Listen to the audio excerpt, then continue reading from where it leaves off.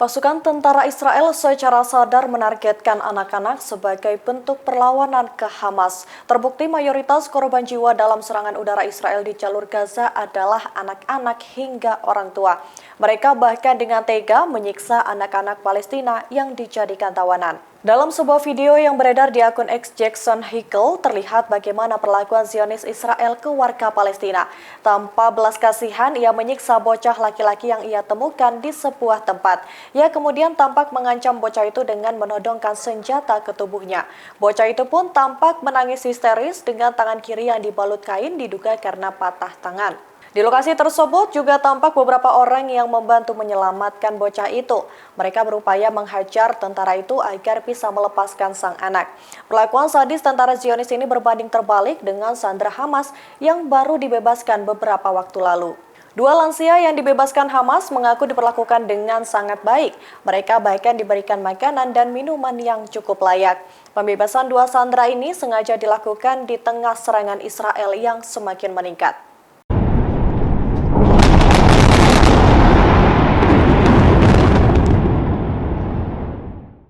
Serangan darat pasukan Israel semakin meningkat di tepi barat Gaza, Palestina. Pada Rabu 25 Oktober, Israel kembali meluncurkan serangan hingga membuat bangunan di tengah kota hancur. Dalam peristiwa ini, anak jurnalis Al Jazeera Wael Al-Dahdau turut menjadi korban. Keganasan militer Israel di tepi barat itu semakin menambah jumlah korban jiwa. Wael salah satu yang berduka karena kehilangan putra tercintanya. Diketahui anak Wael juga memiliki cita-cita menjadi jurnalis seperti ayahnya. Namun harapan itu kini sudah musnah.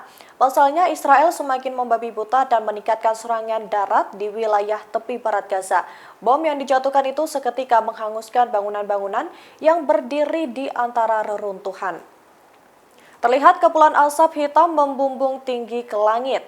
Dalam semalaman, tentara Israel juga menyerbu Sufaat di Yerusalem Timur yang diduduki warga Palestina. Mereka diam-diam melakukan patroli keliling dilengkapi persenjataan di jalanan yang tampak sepi. Sejauh ini sudah ada lebih dari 5.000 korban jiwa akibat serangan Israel di jalur Gaza.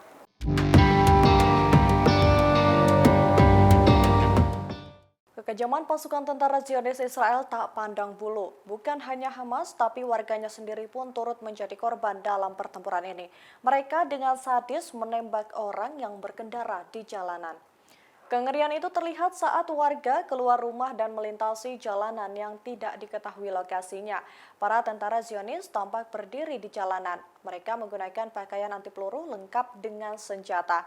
Namun tak disangka warga yang melintas di jalan tersebut turut menjadi target mereka. Kendaraan mereka ditembaki senjata hingga kaca mobil hancur. Beberapa orang juga tampak tewas di jalanan.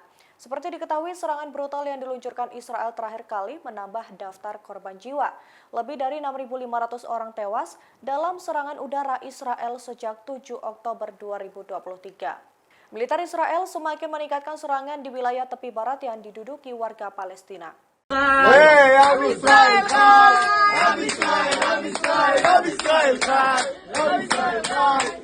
Perlakuan tentara Zionis Israel terhadap warga Palestina tak manusiawi. Mereka dengan bangga memamerkan penindasan terhadap warga Palestina. Seperti yang terlihat dari video yang beredar di akun X, ada dua laki-laki diduga warga Palestina yang disandra tentara Israel.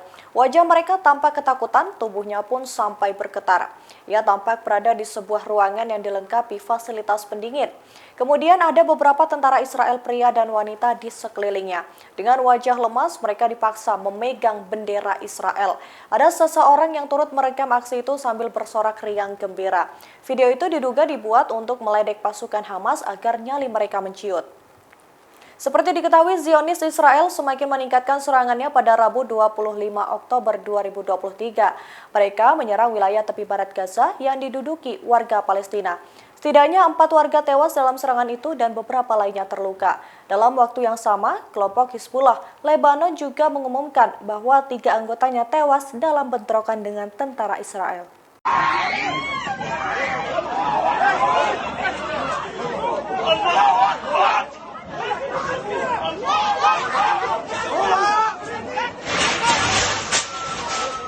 Sikap Sikap tentara Zionis Israel semakin menjadi-jadi. Bukan hanya memusuhi pasukan Hamas saja, mereka bahkan melarang umat Kristen di Palestina untuk beribadah.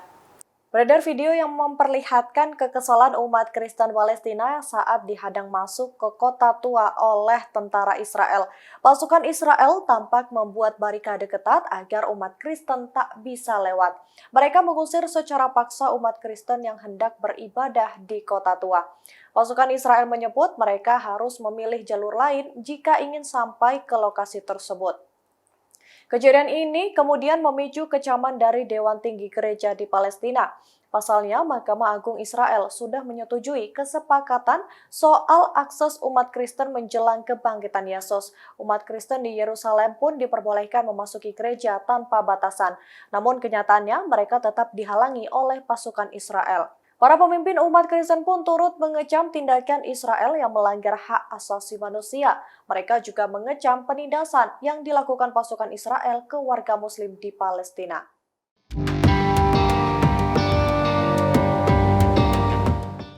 Presiden Amerika Serikat Joe Biden mengamuk ke Israel. Ia meminta serangan ke warga Palestina di tepi barat harus segera dihentikan. Pernyataan itu dikatakan Biden saat bertemu dengan Perdana Menteri Australia Anthony Albanese pada Rabu 25 Oktober. Seperti yang diketahui, pasukan Zionis Israel kembali meluncurkan serangan di tepi barat Gaza. Akibat kejadian ini, 6 orang dikabarkan tewas dan beberapa lainnya terluka. Biden kemudian mengecam tindakan Israel yang menyerang secara sembrono. Pasalnya, wilayah tersebut banyak diduduki warga sipil Palestina. Selain itu, Biden juga menyoroti jumlah korban jiwa dalam peristiwa ini. Ia tak yakin dengan jumlah korban yang dilaporkan di Palestina. Menurutnya, jumlah itu merupakan harga dari peperangan. Maka dari itu, ia menekankan kepada Israel untuk mengikuti aturan perang yang ada jika ingin mendapatkan dukungan dari Amerika Serikat. Salah satunya menghentikan serangan di wilayah tepi barat Gaza. Sebagaimana informasi yang diberikan, lebih dari 6.500 warga Palestina meninggal dunia sejak serangan Israel pada 7 Oktober 2023. Mayoritas korban merupakan anak-anak, perempuan, dan orang tua.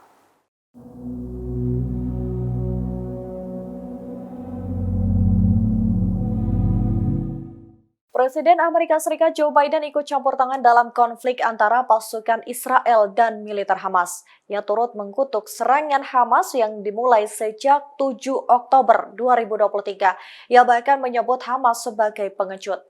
Hal tersebut disampaikan Biden saat konferensi pers dengan Perdana Menteri Australia Anthony Albanese pada hari ini, Kamis 26 Oktober 2023. Biden sebagai negara pro-Israel menuntut tanggung jawab Palestina. Menurutnya, militan Hamas tak lebih dari penjahat yang hanya bersembunyi di belakang warga sipil Palestina. Ia bahkan menyebut pejuang Palestina itu adalah sekelompok teroris. Biden secara terang-terangan mendukung Israel untuk membalas serangan Hamas. Namun dalam kesempatan itu, Biden juga turut menyampaikan keprihatinannya atas kondisi di Gaza. Lebih lanjut, ia mengklaim telah berupaya memberikan bantuan berupa pasokan makanan dan medis ke warga sipil di Gaza. Ia juga sangat menyayangkan serangan terhadap warga Palestina di tepi barat yang baru terjadi semalaman. Menurutnya, kondisi seperti ini di Gaza semakin hari semakin buruk. Di kesempatan yang sama, Perdana Menteri Australia mengatakan pihaknya sudah menyumbangkan dana 10 juta US dollar untuk air dan layanan medis untuk warga Palestina.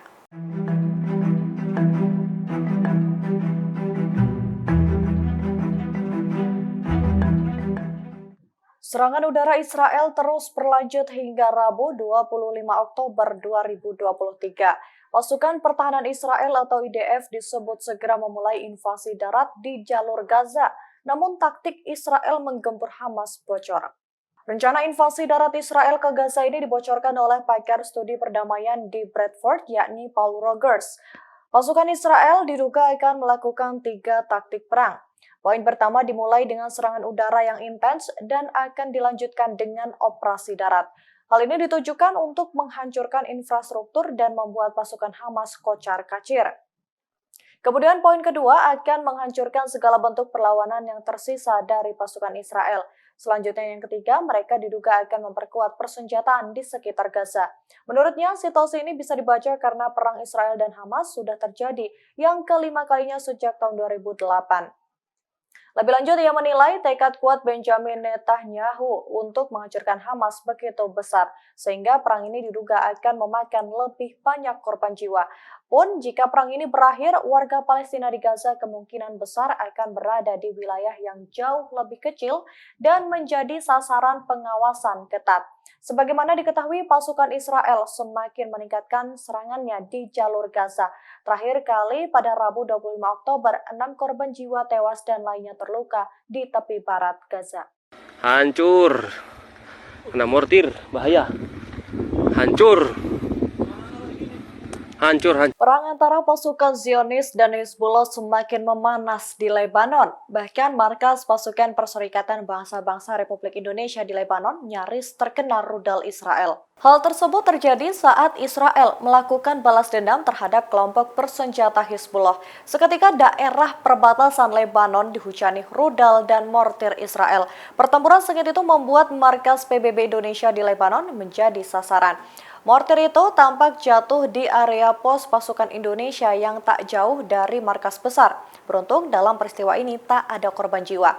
Namun sebelumnya serangan rudal Israel di Lebanon itu berhasil menghantam Sudirman Camp yang merupakan tempat di mana pasukan Indonesia tinggal. Tak hanya itu saja, pasukan pertahanan Israel atau IDF juga mengklaim berhasil menyerang sebuah pos pertahanan Hizbullah. Menurut laporan National News Agency, ada juga pengeboman yang dilakukan di pinggir desa-desa Lebanon.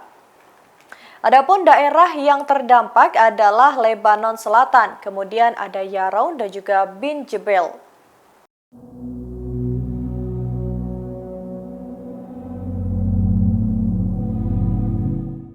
Militan Hamas semakin tak gentar melakukan serangan balasan ke pasukan Israel. Mereka menerapkan siasat cerdik hingga berhasil membobol benteng pertahanan Israel. Hal ini membuat Perdana Menteri Israel Benjamin Netanyahu ketar-ketir. Perdana Menteri Israel itu untuk pertama kalinya mengakui kehebatan Hamas yang dimulai sejak 7 Oktober 2023. Pasalnya, militan Hamas berhasil menyusup dan menyerbu wilayah Israel Selatan. Hal tersebut ia sampaikan melalui pidatonya seperti dikutip The Jerusalem Post. Sebanyak lebih dari 1.400 orang dikabarkan tewas. Kejadian ini dinilai menjadi kegagalan terbesar yang dialami Israel dalam sejarah. Menteri Pertahanan Yoav Gallant pun mengungkap kekhawatirannya atas kekuatan pasukan militan Hamas.